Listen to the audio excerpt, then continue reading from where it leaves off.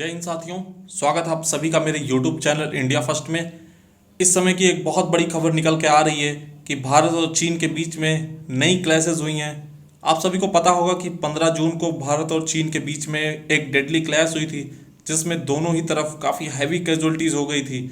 उसके बाद से दोनों ही सेनाएं बातचीत कर रही हैं, लेकिन अभी ये न्यूज़ निकल के आ रही है कि फिर से एक नई क्लैश हुई है। अब इस पूरे मामले पे इंडियन आर्मी के spokes person colonel Aman Anand की एक स्टेटमेंट आई है।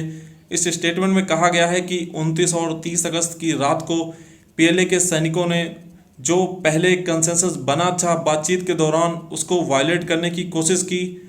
पीएलए ने स्टेटस को यूनिलैटरली चेंज करने की कोशिश की।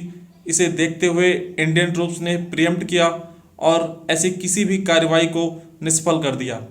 इंडियन आर्मी ने एक मैसेज और भी दिया है कि हम पीस चाहते हैं, हम बातचीत करना चाहते हैं, लेकिन हम बराबर ही कटिबद्ध हैं अपने देश की टेरिटोरियल इंटीग्रिटी को प्रोटेक्ट करने के लिए। अब पूरा मामला क्या है, तो हुआ यह है कि यह है पैंगोंग त्सो लेक, काफ़ी खूबसूरत लेक है। अब इस लेक पे पिछले 4 महीनों से ही कंटेंशन बना हुआ है, लेकिन जो पूरा विवाद है वो था इसके नॉर्दर्न बैंक पे, जहाँ फिंगर एरिया है। उन फिंगर्स में फिंगर 4 और फिंगर 8 के बीच में काफ़ी विवाद बना हुआ है। अभी ये जो नया क्लैश हुआ है ये हुआ है सदर्न बैंक पे।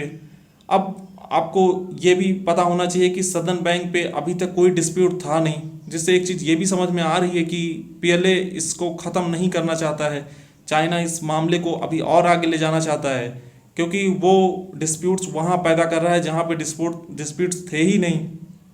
तो इससे ये समझ में साफ साफ आ रहा है कि चाइना किसी भी तरीके की बातचीत या डिसएंगेजमेंट के मूड में तो है ही नहीं। अब 29 और 30 अगस्त की रात को सदर्न बैंक पे एक क्लैश हुई है, जिसमें गोलियां तो नहीं चली हैं जैसे कि पहले होता आया है।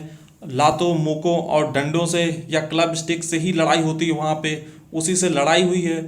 इस लड़ाई में अभी तक जो रिपोर्ट निकल के आई है उसमें किसी भी कैजुअल्टी की शंका नहीं है, कोई भी कैजुअल्टी होने की कोई रिपोर्ट नहीं है।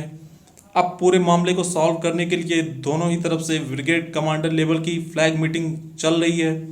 एक चीज़ जो चाइना के साथ अच्छा है वो ये है कि जब भी कोई ऐसा मामला होता है जिससे दोनों ही देशों में युद्ध होने की स्थिति बनती है, तो दोनों ही देशों में बातचीत शुरू हो जाती है। दोनों ही देशों की सेनाओं के बीच में एटलीस्ट तुरंत ही बातचीत शुरू हो जाती है और दोनों ही सेनाएं इसको हल करने के लिए आगे बढ़ती हैं। तो इस पूरे मामले में अभी तक यही कहानी है। इसमें अगर आगे कुछ पता चलता है तो मैं आपको ज़रूर अपडेट करूँगा।